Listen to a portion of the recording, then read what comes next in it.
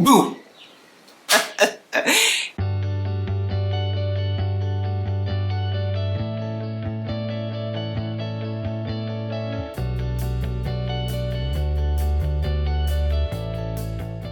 Hey Stitches, welcome to Unsocial. If this is the first time that you have found one of my videos, then thank you so much for joining me today, and I'm hoping that you will stick around. If you are a regular viewer and you have been here week after week after week checking out the antics on my channel, then thank you so much for your continued support. Now today's video is going to be a little bit different from the typical content that I have offered here on my platform. Today we're going to take it way back. And when I say way back, we're starting from the beginning. So for today's video, we're going to be talking about measurements, what your body measurements mean, what the finished garment measurements on your patterns mean, and how you can best go about choosing the right starting size for any of your patterns. Now, disclaimer, I do not proclaim to be an expert, because I'm not. But I have screwed up so many projects over the 6 years that I have been sewing that I think that qualifies me to at least share my experience with the rest of you. Now, at the beginning of my sewing journey, I was always very concerned with fit. In my mind, it didn't make sense to sew things up out of the envelope because they just never fit my body the way I thought that they could have or should have. And so I quickly started learning about how to go about making varying fit adjustments. If you scroll through the videos on my channel, you'll be sure to find quite a few videos that detail fit adjustments and how they can be done. Again, they're not textbook, they're just based on my own experiences.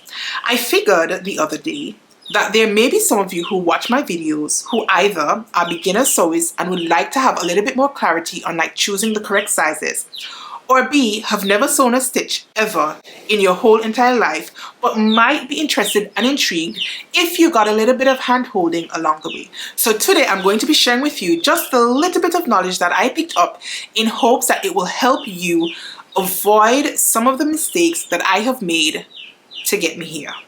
Although to be fair, I think we learn best from mistakes.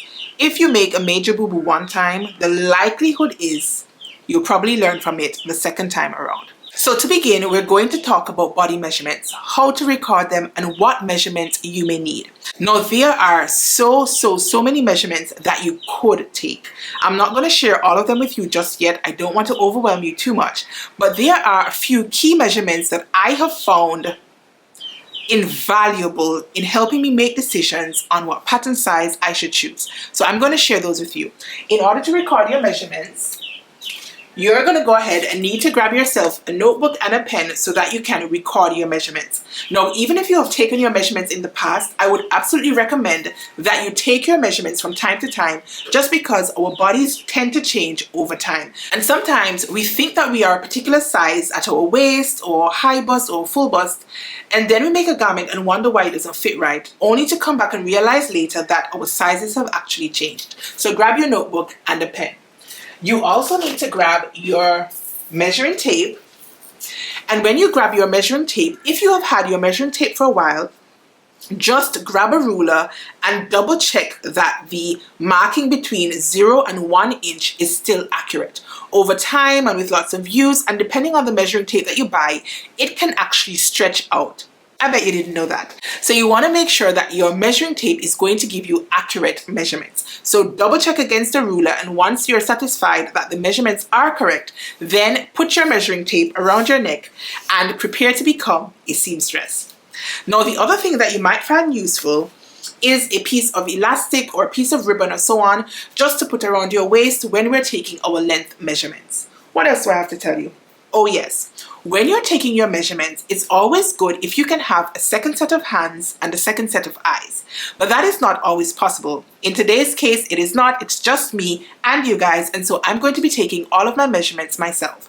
But you could solicit the help from a friend or your hubby or partner, whatever, to help you take your measurements. Secondly, when you're taking your measurements, you want to be as close to naked as possible. Now, I'm not saying that to be funny. Now, ideally, when you're taking your measurements, you want to be in your undergarments, so like your bra and panties, just so that you do not have any additional bulk added to your measurements by way of any clothing items that you're wearing. Now, obviously, I can't show up here in my bra and panties. However, I've just put on an old pair of boxers over my drawers, and I've put on this vest top just because it fits fairly close to my body, and I don't think that they will impact my measurements too much. But when you're taking your measurements, bra and panties is best. Alright, so now that you know what we need to have, let's get started on the measurement. The first measurement that I would recommend taking is your high bust measurement. Now, I read somewhere, sometime back, that it's best to take your high bust measurement without your bra on. I think perhaps depending on the bra that you have, it sort of pushes your boobs upwards and it can affect your high bust measurement. Probably not in all circumstances, but I've read so, and so I usually take my high bust measurement sans bra. Again, for the purpose of today's demonstration, I am going to keep my bra on, and then I'll just demonstrate for you how I take my high bust measurement. So your high bust is that circumference above your breast tissue. So you want to wrap your measuring tape around your back, up towards the front, and then you can record the measurement. Now, you might want to turn just to see how your measuring tape is looking at the back. You don't want it to be like lopsided, down on one side and up on the other side. Now, it's not going to be completely parallel to the floor just because it wraps around under the arm and across the back, and then it comes up higher in the front because this is the area above your bust tissue. So you want to then look at your measurement. Now, ideally, I should be standing in front of my mirror so that I don't have to be looking down and thereby probably changing the measurement a little bit. So if you have a second pair of eyes, now would be the ideal time to use them. But if not, you're going to have to look down or ideally look in the mirror. Now, in my case, I'm going to have to look down. Now, when you take your high bust measurement, you don't want to pull it too tight so that it's squeezing you like this.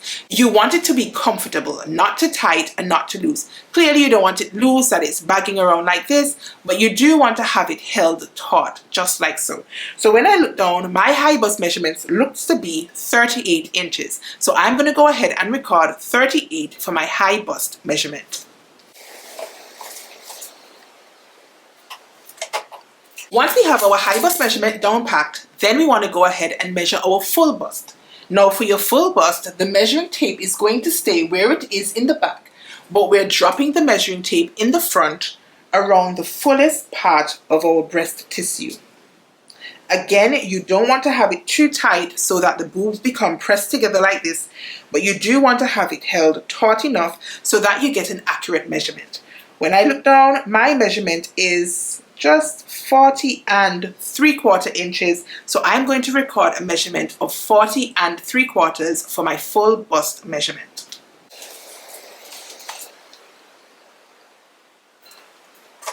I should add, so far as the full bust measurement is concerned, you might find that your full bust measurement fluctuates depending on the bra that you're wearing. So if you're wearing a very padded bra, then you're going to get a bigger full bust measurement. If it has medium padding or very light padding, then the circumference is going to change. And if it has no padding whatsoever, then that also will change the circumference of your full bust measurement. So I would recommend that you try to use a bra closest to the bra that you're likely to wear in your finished garment when you're taking your measurements, just so you can get your bust measurement as accurate for your final garment. Now, once we've got the high bust and the full bust, we can then work out what our sewing cup size is.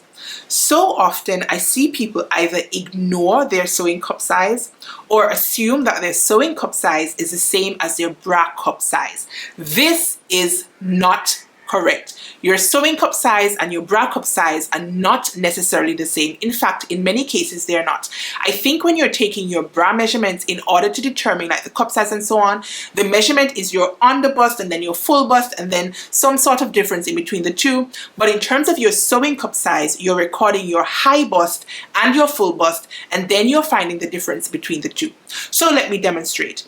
In my case, my full bust was 40 3/4 inches. My high bust was 38 inches. So we're going to do a little bit of quick math. We're going to subtract 38 inches from 40 3/4 inches, and we are left with 2 3/4 inches. Now, there is a guide in terms of what these measurements actually translate to. So if you have a difference between 0 and 1 inch, then you're an A cup. If it's between 1 and 2 inches, then you're a B cup. 2 to 3 inches, a C cup. 3 to 4 inches, a D cup, and so on and so forth. So in my case, I would be a C cup. Now, this is very, very important information in terms of sizing. Most of the commercial patterns that you buy are drafted for somebody with a sewing B cup. And if you have a sewing C cup, then this is going to impact the fit of your garment in many circumstances. And so you might have to make some adjustments down the line to accommodate a bigger or fuller chest size. But we're going to get to that a little bit later. For now, just record your sewing cup size by subtracting your high bust measurement from your full bust measurement, and then we can move on. So the next thing I want to record is my natural waist. Now, your natural waist is not to be mistaken with where you like to wear your skirts or your trousers. Your natural waist is the smallest part of your torso. So if you bend to the side, you tend to have a little indentation at the narrowest part of your torso, which we record as the natural waist. So in order to record my natural waist, I'm going to put the measuring tape around my body. And I want to keep it parallel to the floor. So you want to make sure that it is as straight as possible right the way around the narrowest part of your torso. Now to double check, I'm just going to bend to the side, see where that is, and adjust the measuring tape as necessary. So my natural waist is about here. So I'm going to put the measuring tape so that the top of the measuring tape falls into that indentation on the side. And then I'm going to record whatever measurement I get. Again, remember, you don't want it too tight, but you do want to have it taut. When we're taking our body measurements, we are not accounting for any ease at all. So I don't want you to slacken up on your measuring tape because you want it to feel a little bit more comfortable. That is not the mission at the moment. For now, we just want to have accurate body measurements. So I think I can move my measuring tape just a little bit, but it is still quite taut against the body. And so I can record my natural waist measurement, and that happens to be 34 inches. So at the moment, my natural waist is 34 inches. Just a couple weeks ago, it was 33 and a half. So see what I mean about your body changing, maybe at different times of the month, depending on what you're wearing, so on and so forth. But I'm going to record 34 inches for my natural waist. Alright, once we have the natural waist, we can continue going down the body, and we're going to record your hip measurement. Now your hip measurement is where your hip bone is. So you can feel, if you feel your body, a little dent at the side, and then you can kind of feel where the bone sort of protrudes out at the top of the leg. So mine is about here, and so I am going to carry my measuring tape right around my hip. Now, some people, their hip is going to be a little bit higher up depending on how big your butt is and whatnot. If you have a bigger and higher butt, then it could be possible that your hip measurement is a little bit higher. But for me, my butt is quite low, and so this is where my hip circumference is going to be. Now, when you're recording your hip measurement, you don't want to have your legs squeezed together. You want them to be naturally spread apart like so. And again, hold your measuring tape taut but not too tight. And then you can record your hip measurement, which in my case is 42 inches. Alright, those are the 4 basic measurements that you will need. But I am going to go and show you just a few more measurements that I find to be invaluable when I am selecting my pattern sizes. So in order to do that, I'm going to grab my elastic right here, and I'm going to tie it around my natural waist, right back where that indentation is at the smallest part of my torso, like so. Because that is going to help me to record some length measurements. So up until now, we have recorded all circumference measurements or width measurements because we have accounted for the entire 360 of our body. Now we're going to do vertical measurements, so we're going to take some length measurements. The first length measurement that I want to take, let me just check my notes, is from my shoulder point to my waistline over the fullest part of my bust. So I'm going to hold my measuring tape up at my shoulder, And I want my measuring tape to come over the fullest part of my bust and then to the top of the elastic band, just like so. Now again, if you have a second pair of hands and eyes, now would be a great time to make use of them so that you don't have your arm up like this and possibly messing with the accuracy of your measurement. So when I look down, my measurement is, let's see, that looks like 17 3/4 from my shoulder over my bust down to the top of the elastic. Looks to be about 17 3/4 inches. So I'm going to write 17 3/4 shoulder to waist measurement. I also want to measure from my underarm to the elastic. Now in my case, I'm wearing a vest, and obviously the arm size might change depending on the garment that you're wearing. And so this is not a foolproof measurement, but I'm going to show you later how this can help you in terms of making length adjustments to your pattern pieces. So I'm just going to hold my measuring tape right here where my arm size is. I think that's a comfortable spot for me. And I'm going to measure down again to the top of my elastic band. And that measurement is 7 1/4 inches. So I'm going to record 7 1/4 as my underarm to waist measurement. Moving on, I then want to measure my apex to my apex. Now your apex is typically where your nipple is, and you want to measure between one nipple and the other. This is so important, particularly when making garments that have princess seams. So I'm just going to feel for my nipple, which is about here, and I'm going to put my measuring tape right about on the spot. And then I'm going to feel for the other, which is about here, and I'm going to measure to that point right here. When I look down, the distance that I have gotten is 9 inches. So I'm going to record 9 inches as my apex to apex measurement. The next thing that I want to record is my waist to my hemline. Now your hemline is going to be wherever you want your skirt or your dress to fall. I typically like my garments to fall just above my knee, and so I'm going to measure now from the top of the waistband down towards just above my knee. Now, obviously, you shouldn't be bending over when you're recording this measurement because that is going to change the length of your measuring tape. So you definitely want to stand in front of a full length mirror at this point in order to record your measurement. It's just me, and so I'm just going to feel down and see. So I've got a measurement of 23 1/2. I know that's going to be a rough measurement just because I tried to take it on my own. But for now, I'm going to record 23 1/2. Now the next length measurement I want to take, and I should have taken it a little bit earlier, is from my shoulder point to my apex point. So back at the shoulder and down towards the apex of my bust, which is just about here, it feels like. And that is a measurement of 12 inches. So I'm going to go ahead and record 12 inches for my shoulder to apex measurement. And then the final measurement that I'm going to take for the purposes of today's discussion is my bicep measurement. Now for your bicep measurement, you want to wrap your, measuring tape around the fullest part of your upper arm, which is your bicep. You can bend your hand just a little bit to see where that arm muscle sort of pushes out. Now, your bicep is likely to have a different measurement on your left side than your right side. So you want to record ideally both sides, and you're going to use for your garment selection the bigger of the two sizes. So I'm going to record, this is my left side, and this is giving me a measurement of 12 1/2 inches. Let's see if mine are the same. This is a little bit awkward again to do on your own, so I wish I had some help today to record these measurements. On the other side, this is my right side, my measurement says 12 inches. So I've got 12 1/2 on my left side and 12 on my right side. So whenever I go to consider the biceps on my patterns, I'm going to use the bigger of the two measurements. So I am going to record 12.5 inches.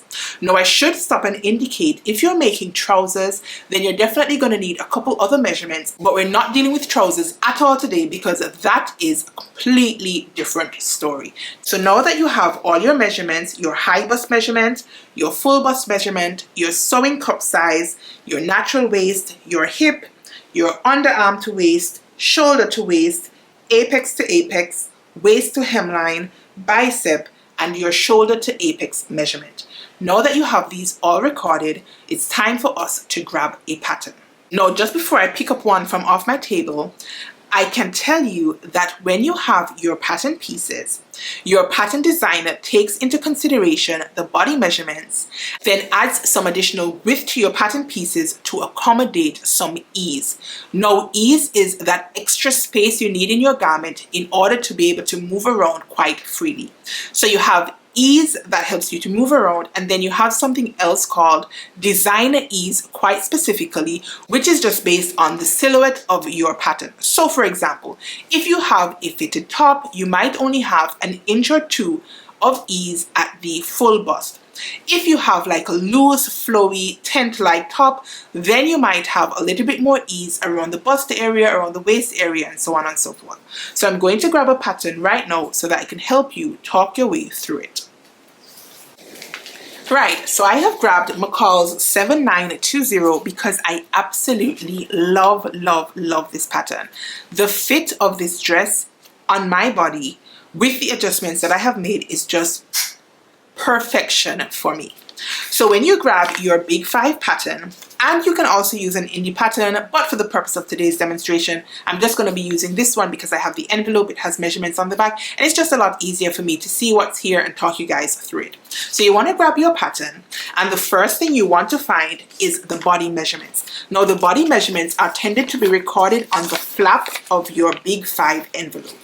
Now this particular pattern comes in a size 6 all the way up to a size 22, and those sizes are not commensurate with ready-to-wear sizing. So if you go to JCPenney and you buy a top in a size 14 and it fits you perfectly, it doesn't mean that the size you choose on your pattern is going to be a size 14. Absolutely not. The sewing world is kind of different, as a matter of fact, a lot different to the ready-to-wear world. So you do not want to make that mistake. Do not assume that your ready-to-wear size is the same thing as your pattern size. So you want to look first at your body measurements. Now the big 4 or big 5 now record the measurements for your bust, your waist, your hip, and your back to waist length. Now we did not record our back to waist length because me personally, I haven't found it to be particularly useful, but you might find it useful, and so you can try it for yourselves and then make a determination of whether or not it's a measurement that you think is handy in terms of the selection of your sizes.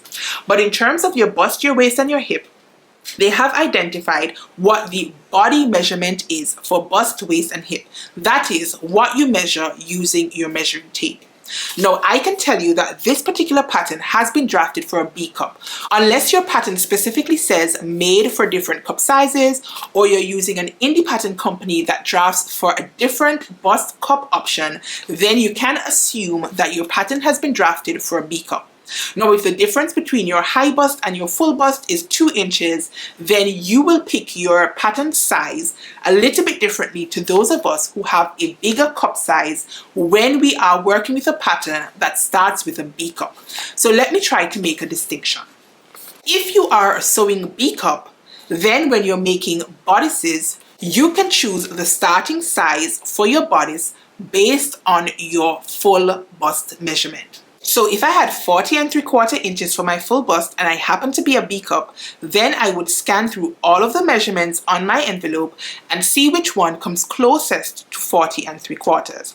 Now a 40 3/4 inch bust will fall between the size 18 and the size 20. So I know as my starting size, I might need an 18 or I might need a 20. It really just depends. For now, I'm going to choose the smaller of the two sizes just because 40 3/4 is closer to 40 than it is to 42, which would give me the size 20. So if you are a sewing B cup, you want to grab your pattern, look at what the body measurements are, scan through those measurements and see which one comes closest to your full bust size. And then you might want to circle it or put an asterisk beside it or something like that, just so that you can keep it in the back of the mind. No, that does not necessarily mean you'll sew up a size 18. But stick a pin. Let me address those of us who have a bigger cup size than what the pattern is drafted for. Now, in my case, I have found that choosing my bodice pieces based on my high bust measurement gives me a much better fit throughout the shoulders and the neckline than if I were to choose one with your full bust measurements because of the difference in your cup size. Now, this just has to do with your body frame. Your high bust measurement is recorded above any fat tissue, such as your breast tissue. So it takes account of your bone structure and so on above the boob area. And that tends to give you a better fit around your shoulder line and your neckline. But then it means that you're going to have to make an adjustment called a full bust adjustment to accommodate the bust tissue that you might have. Now, full bust adjustments, lots of people tend to want to ignore them. They think they're difficult. I don't think that they're difficult, and I do think that doing a full bust adjustment is a life changer. Now, I do have different tutorials here on the channel for how to perform full bust adjustments, because you don't do the same steps for every single type of full bust adjustment. Again, I'm not going to get too much into it. If you are at the point where you need a full bust adjustment, then you can go and check out the videos here on my channel. I'll put the link in for at least one of them here, but there are more than one on the channel. And then if there are any particular types of full bust adjustment that you would like me to explore, then please leave me a comment down below so that I can hopefully record a tutorial for it. And if I don't know how to do it, then hopefully I can direct you to a source where you can get some help for your full bust adjustment. So in my circumstance, because I am a C cup and my high bust measurement is 38, then instead of choosing a size 18 to start, I would actually choose a size 16 because the 38 at the bust is for a size 16. Alright, so if I were choosing for my full bust, I would choose a size 18, but because I am choosing for my high bust, I would choose a size 16, knowing that I am going to have to make a full bust adjustment to accommodate then the difference in my bust tissue. Once I know what bust size I want to start with, then I'm going to work my way down to the waist size. So for many people, you actually can't choose just one size for your entire garment. You might need to blend out sizes either by increasing or decreasing at your waistline and your hip line. So in my case, I'm now going to move down to the waist. My waist measurement was a 34. When I look at the measurements for waist, then 34-inch waist lands me at a size 20. So far I'm starting with a size 16 bust, and then I somehow need to get to a size 20 waist. I'm going to make my way down now to the hip, and when I look at the hip measurements, my hip measurement was a 42, and there is a hip measurement here on the envelope for 42, and that is a size 18. So follow me. I am a size 16 at my bust, a 20 at my waist, and an 18 at my hip. So we're going to be all over the place in terms of our body measurements. So I'm just going to write that down. 16 bust, 20 waist, and 18 at the hip. Now this is the basic starting point. When I choose my pattern envelope, I'm going to choose then the larger of the pattern envelopes. Now McCall's patterns have size 6 to 22, but you don't get all sizes in the one envelope. So this one starts at a size 14 to 22, and then there's a second envelope from the size 6 to the 12. So these measurements are going to first help you decide which pattern envelope you even need to walk into Joann and buy. Once we've done that, it's time for us to actually pull out our pattern pieces. Now, because this is addressed with a waistline demarcation, these are the line drawings at the back. I'm not sure if you can see them in the light. If not, I'll go ahead and pop the line drawings in. But because this is addressed with a waist demarcation, like a clear seam joining your bodice to your skirt, then we can take this in bite-sized pieces. So the first piece we want to pull is our front bodice piece. Now I should tell you that McCall's and the other big 5 patterns record finished garment measurements on the pattern pieces themselves. So you're not going to find at the back of your envelope, at least not for the older patterns, any detailed finished garment measurements at the back of the envelope. I think that there are some sort of measurements there, but they're not particularly helpful. So in this particular envelope, there are finished garment measurements, but they just give you the width at the lower edge and the back length from the base of neck, which to me, I'm like, why? Anyway, when you pull out your pattern pieces, you can find the finished garment measurements on your pattern pieces themselves. Now, this pattern doesn't actually have my pattern pieces in it. I think I had taken them out and put them in a different envelope when I had been making my adjustments. And so I'm going to have to go now and find the bodice pattern piece so that I can show you. Right, so I actually have my pattern pieces in this envelope, and it's just because of how I go about storing my patterns. Now that is information for a completely different video, but if anybody's interested in seeing how I go about storing and cataloging my patterns, then drop me a comment in the box down below, and then I can go and address that at a later date. So let us see where the bodice piece might be. Here we go, bodice front piece. So let's just put these other pieces to the side for now. All right, so when you open your pattern piece, this is what it looks like. And you're going to see a little marking here on your pattern piece, which is a circle that has like a cross on the inside. I'm hoping that the camera is picking it up right here. Next to this circle with the cross, you're going to find a list of measurements. There are the sizes 14 through to 22, and then some measurements next to the size. So for the 14, it's 40 and a half, 16 is 42 and a half, 18, 44 and a half, 20, 46 and a half, and 22, 48 and a half. And these are the finished garment measurements. That is the bust measurement plus the design ease will give you the finished garment measurement. So in my case, I told you that I would start my pattern with a size 16 around the neckline and the shoulders and the arm side and the bust.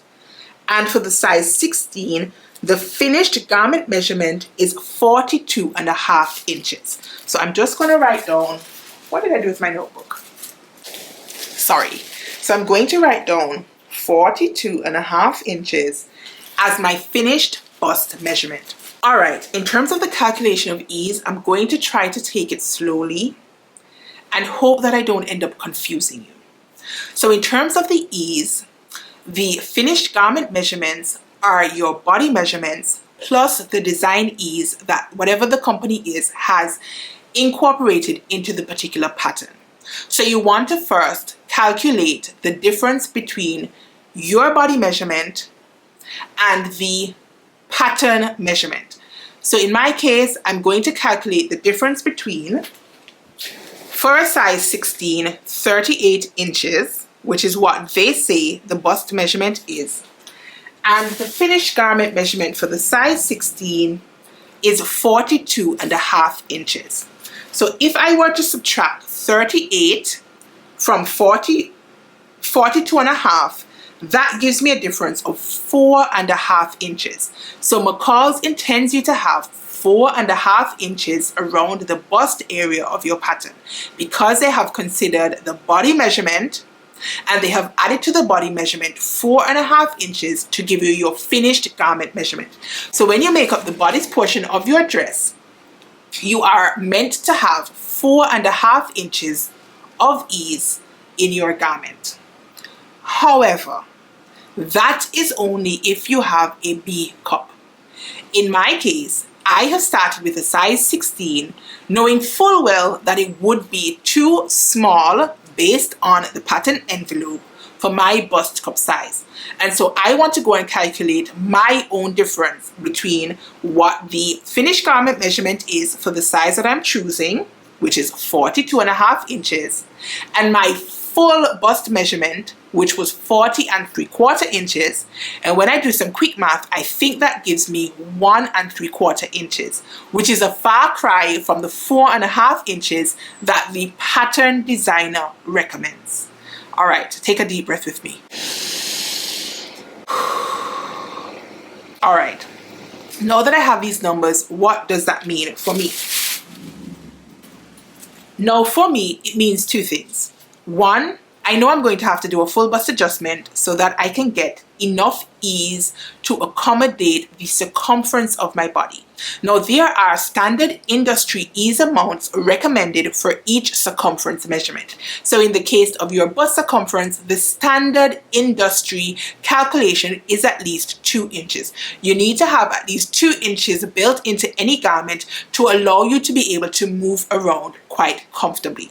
Obviously, you can always decide to have less ease, but then you know for yourself that you tend to be a lot more restricted in terms of movement of your garment. I forgot to mention that for today, we are only talking about woven garments. Knit fabrics have a different consideration when it comes to ease. So bear that in mind. We're talking about woven fabrics that are stable in the crosswise and the grain line. Give and take a little bit of stretch. We're not talking about knit fabrics. All right. So, assuming that we are a size 16 in a B cup, we have 4.5 inches of ease around the bust size. You will have to make a determination based on the line drawings whether you could go down a size so that you will get a tighter fit across your bust. It really just depends on what you like in terms of how you want your garments to fit. So in the case of a size 16, if your bust size is a 38, if you were to size down to the size 14, which has a finished garment measurement of 40.5, it means that you will then have 2.5 inches of ease around your full bust. And you might find that 2.5 inches of ease in a pattern like this that is designed to be fairly fitted around the bodice is going to be sufficient. And in those circumstances, you may consider sizing down to a size 14. You may consider. You do not have to, but you may consider it. You might also want to make up a toile just to check the fit. And if it turns out that it's very loose around the entire circumference of your bust, then you might say to yourself, you know what, I can actually size down to the size 14, because notwithstanding that the body measurements are bigger than the size 14, based on the finished garment measurements and the amount of ease that you want in your bodice, you can size down to a 14. Now, if you are bigger than a B cup, as in my circumstance, a C cup, I have already sized down in the choosing of my starting size because I did not start with the size 18, which is recommended for my bust cup. I have started with a size 16, which is my high bust measurement. So right off the bat, I know I need to perform a full bust adjustment of 1 inch. I'm not going to get too much into the full bust adjustment here in an effort not to overcomplicate the thing. Even though, to be fair, I think it's already sounding a little bit complicated, and I'm really hoping that I'm getting through to at least one person. If again you have any questions, please ask me so that I can try my best to assist. You may also want to consider heading on over to Instagram, where you can send me a DM, and that gives us an opportunity to have a more one-on-one discussion about the fit. But for now, I hope you guys are following along. So, in my case, because I am a C cup, I have started with a size 16, which is for a full bust of 38. My foot bust is 40 3/4, and so when I'm calculating how much ease I would have around my bust if I were to sew up the size 16 as is without doing the full bust adjustment, I'm going to subtract my full bust measurement from the finished garment measurements on the envelope. So not the envelope, on the tissue paper, I beg your pardon. So for the size 16, the finished garment measurement says 42.5 inches. My full bust is 40 3/4 inches, and so that gives me ease of 1 3/4 inches, which is below the standard industry measurement. Now, if I were to make up this top with just 1 3/4 inches of ease, I might find that I end up having gaping at at my buttons because it just ends up too tight around my bust area, and therefore it strains your fabric and creates gaping. In my circumstance, I would trace out the size 16 and then do the full bust adjustment of an inch. By doing my full bust adjustment, that is going to give me some more ease around the bust line. Again, going into the full bust adjustment I don't think is appropriate right now, just because it's going to end up complicating this video and probably making this into like Lord of the Rings type video, like for hours and hours and hours and hours, and we don't have that kind of time. Alright, once we have an idea of what our bust measurement is, we can move down to the waist measurement. So in my case, I would choose a size 20 for my 34-inch waist. However, I'm going to consult now the pattern for my skirt so that I can find, hopefully on my skirt front, the finished garment measurements for the waist of the skirt. In this case, actually, the waistline measurement is actually on the bodice piece. So if we come further down on our bodice piece, we will see a circle again with that same cross inside. And then you'll see the measurements in terms of the size. And then you'll see the sizing and the finished garment measurements. So for the size 18, the finished garment measurement is 34.5.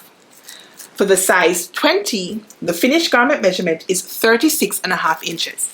Now in my case, I told you that I would start with the size 20 because my waistline measurement is 34 inches. Now in order to work out the ease, we're going to follow the same steps as with the bust. We're going to look at the finished garment measurement, which in this case for the size 20 is 36.5 inches. I then want to subtract my body measurement of 34 inches from the finished garment measurement of 36.5 inches to calculate how much ease the designer anticipates in this pattern. And that gives me 2.5 inches of ease at the waistline. Now, in terms of the industry standard, I think the industry standard recommends at least 1 inch of ease at the waistline.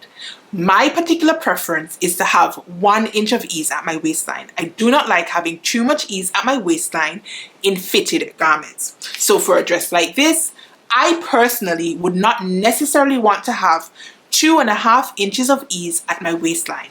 I feel like that swallows up the little bit of waist that I actually have. And so when I think of my measurement, which is 34 inches, plus the 1 inch of comfort ease, I ideally would like to have my finished garment measurement to be 35 inches. When I look at the tissue paper, I'm looking for the size that is closest to 35 inches. And in this case, 34.5 inches is closest to the size that I would like. And that is a size 18. So when I trace off my bodice piece, I would start with the 16 at the neckline and the shoulders as I had indicated before. Sorry, I had it upside down. But then from my bust point, I would start grading out towards the size 18 instead of the size 20. Now if I grade out to the size 18, that will give me a finished waist of 34.5 inches, which means I would only have a 1/2 inch of ease at my waistline. To remedy that, I can then adjust my piece to add an additional 1/2 inch to my pattern pieces. Again, this is now moving into the territory of fit adjustment, and I don't want to get too much into that just yet. But just bear in mind, I would blend out to the size 18, keeping at the back of my mind that I am going to have to tweak the measurement around the waistline to give myself an additional 1/2 inch of ease. But when it comes to picking the pattern size, I am going to pick an 18 at the waist point. Now, once we have our bust and waist done, we can move down to the hip. And the hip measurement for this pattern is definitely on the skirt piece. Look again for your circle with your cross, and this is where you'll find your hip measurement. It has the sizing again and the hip measurement. So for my hip measurement, the body measurement puts me at a size 18. A size 18 on this skirt pattern is going to give me a finished hip of 54.5 inches. Now, in this particular case, because of the style line of this skirt piece, I think this one is view B. No, this one, yes, view A and B is a circle skirt. And so having what would turn out to be, let's see, 54.5, and I told you mine is 42 to 52, 10 and 2.5, 12.5 inches of ease around the hip line. Now, because of the silhouette of this dress, I'm happy with the finished garment measurements for my skirt. If you were working on view C or D, the finished garment measurement is going to be different because views C and D have a different type of skirt. C and D have a more fitted skirt, whereas A and B have a more flared skirt. So if I were making view A or B, then I would be content to have my skirt piece from the hip line at an 18. And because my bodice piece is also going to be an 18 at the waistline, it means for my skirt, I can cut out the size 18, bearing in mind that I'm going to have to make some adjustment toward the waistline portion of my skirt in order for it to meld seamlessly with the bodice of my skirt, which I'm going to make a small adjustment just to give me a little bit more ease at the waistline. I hope I'm making sense, you guys. Now, perhaps I should pull the pencil skirt just so I can show you the difference in ease. All right, so we have it based on the silhouette.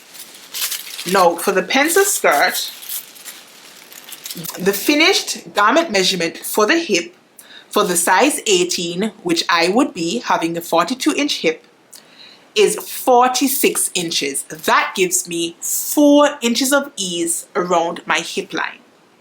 Now, depending on how tight I want my skirt to be or how loose I want my skirt to be, then I can consider adjusting the hip line. Now, I think the standard industry ease for the hip is 2 inches. I'm going to double check. I'll put it here on screen, but I'm pretty sure it's 2 inches. So you need to have at least 2 inches of ease in your skirt in order to be able to sit down and in order to be able to walk in your skirt. In this case, I would end up with 4 inches of ease around my hip line. Now, for me, I'm happy having 4 inches of ease in this skirt. That will give me a chance to move around, to dance up and down in my skirt, but I could technically size down at the hip to the size 16, which gives me a finished measurement of 44 inches, which is 2 inches above my hip measurement. So I would have the industry standard of 2 inches of ease at my hip. Again, you want to pay attention to the silhouette of your pattern pieces. So when we compare the pencil skirt to the circle skirt, we can see the difference in the ease amount at the hip line. In the pencil skirt, it's 4 inches of ease anticipated, whereas in the circle skirt, there are 12.5 inches of ease anticipated in terms of your circumference measurements. Now, once you go and trace off your pattern pieces, for me, I would trace off again the size 16 around the neckline, the shoulders, and the arm side. Because of my high bust measurement, my body frame is likely to fit more neatly into the size 16. I would trace down to the size 18 right at the waistline, and I would also make my full bust adjustment to accommodate the additional breast tissue that I have, not anticipated by the pattern designer. I would then choose the size 18 skirt, which matches with my 18 at my bodice, and then I would make adjustments to both my bodice and my skirt to accommodate ½ inch more of ease. Because I've been doing this for so long, it might just mean that when I go to sew it up, I will use a smaller seam allowance. That is just the very fast and quick approach. But it's not the best approach, especially if you're learning. You actually want to go in and make your adjustments to your pattern pieces so that if you were to sew it up sometime later and you forgot that the last time you made it, you had to change the seam allowance, then you don't end up with a garment that's either too big or too small because you forgot that you needed to take a smaller or bigger seam allowance. So those are the pattern measurements. Those are the pattern pieces that I would trace out. Now, having traced out those pieces, it would then be time for me to make adjustments to my pattern based on those other measurements that we had recorded, those length measurements. So in terms of determining our size, we are only concentrating on the width measurements, all of those measurements that had a circumference measurement. Once you have traced out your pattern pieces based on your starting sizes, then we can go in and start messing around with the other adjustments. Now, when I started this video, I thought that I would deal with those adjustments today in terms of how those length measurements can affect what changes you make to your pattern. But honestly, having gone through this and talking through this, I think that I have shared a mouthful with you guys today, and you might just need a moment to digest it. So I think I'm going to actually stop the video here for today, give you an opportunity to watch this video at least like 4 or 5 times to make sure that you understand what I have been saying about your circumference measurements, and then I'm going to come back and deal with what adjustments you might consider making to your pattern based on those other measurements that we recorded at the start of this video. Small bites, Kristen, small bites. So that is all I'm going to share with you guys today. If you enjoyed this video and you found it helpful, be sure to go ahead and give me a thumbs up.